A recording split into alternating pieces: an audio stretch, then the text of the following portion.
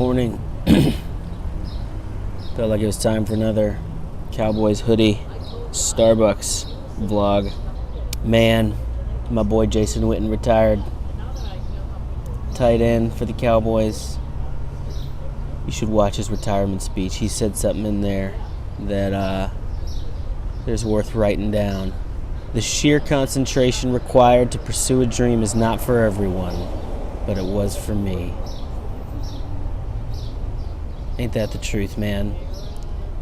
It takes a grind and a concentration that is just daily and can be relentless, and sometimes it's the only thing that can get you through the hard stretches.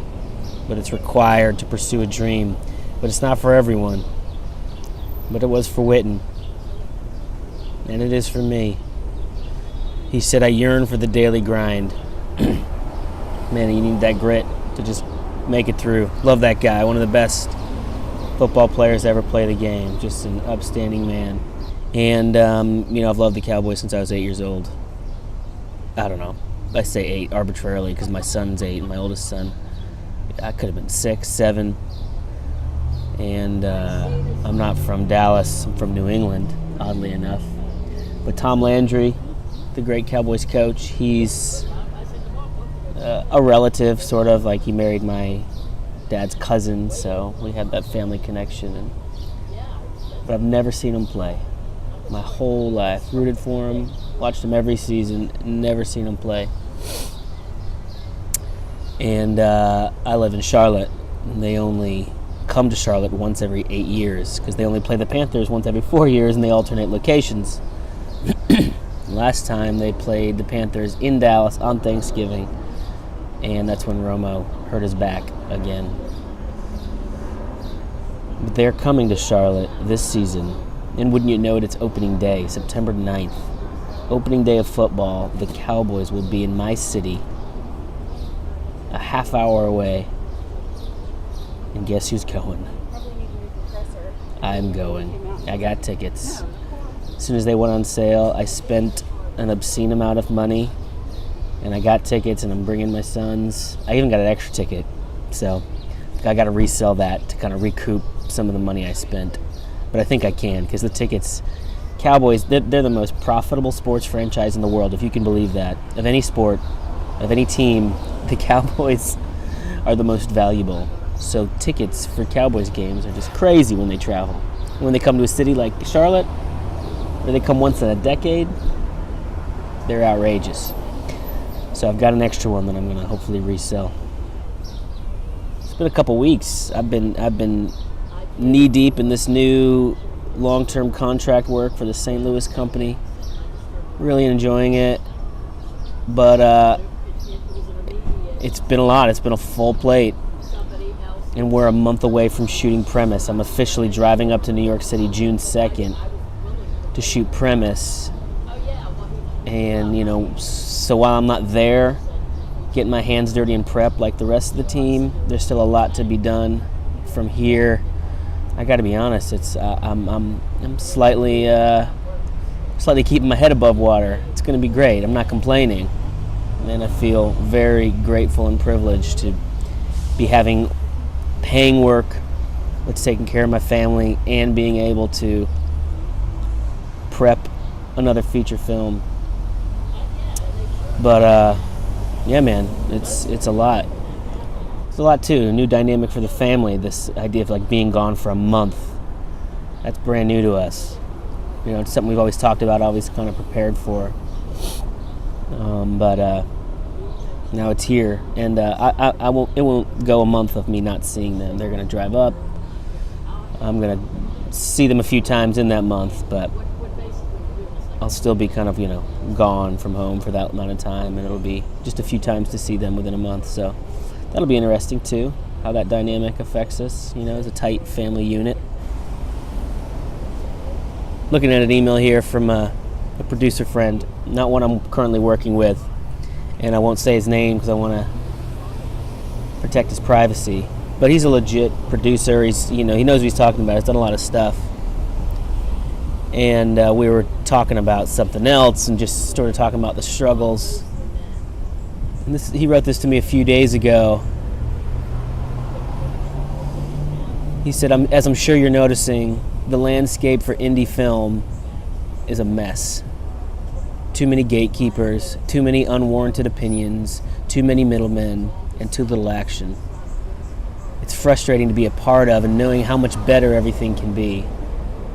I'm optimistic about the future, but it's a drag seeing the same stupid stuff get made over and over again by the same people and a supposedly egalitarian institution supporting the same people. Sobering.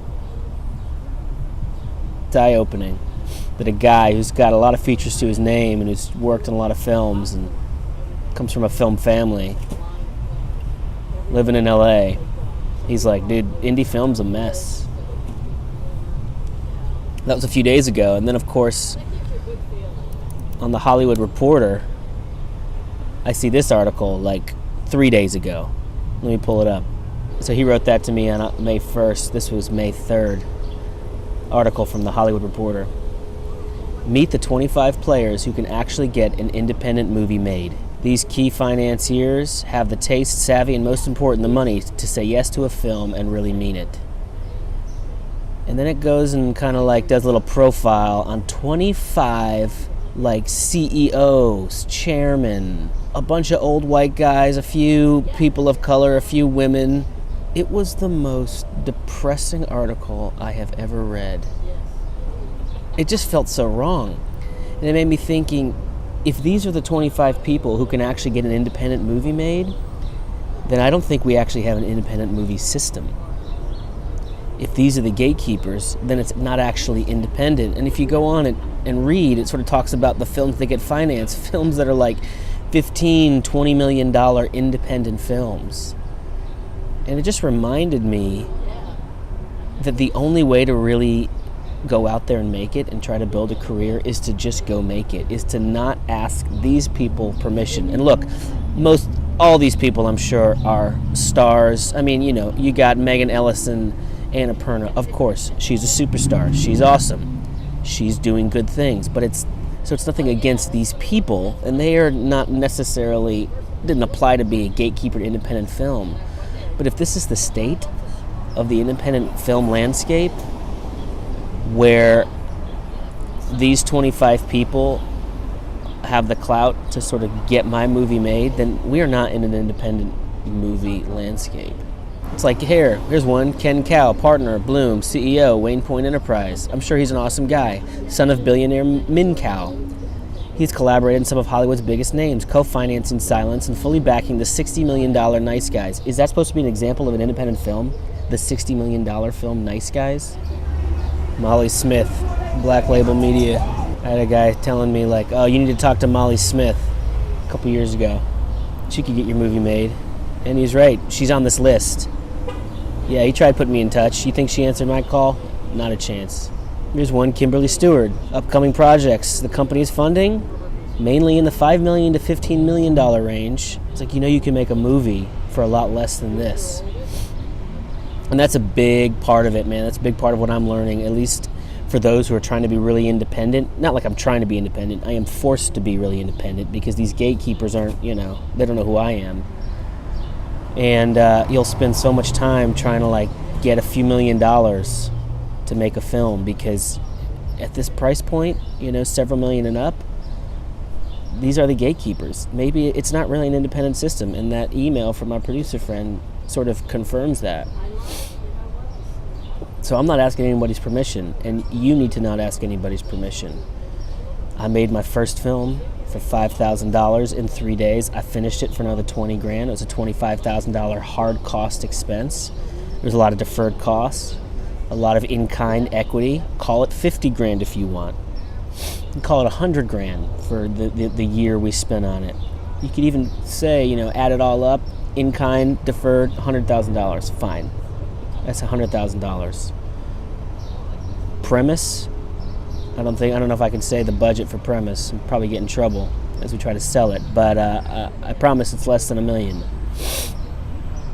Gonna do another film, hopefully this fall. South, my next film as a director, which I talked about in Georgia.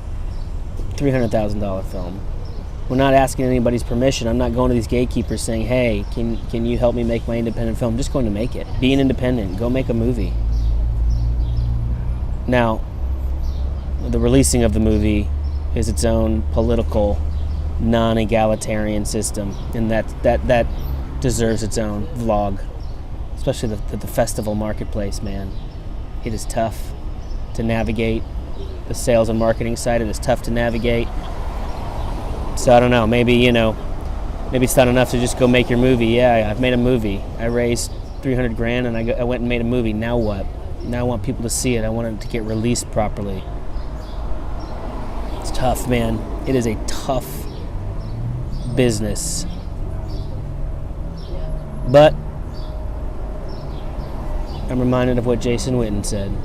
The sheer concentration required to pursue a dream is not for everyone, but it was for me. Anyway, just some thoughts I'm having as I have my coffee here on a beautiful spring morning in Charlotte. If any you guys have questions or thoughts or ideas for things I could comment on or explore in a vlog, let me know. Have a good week, y'all.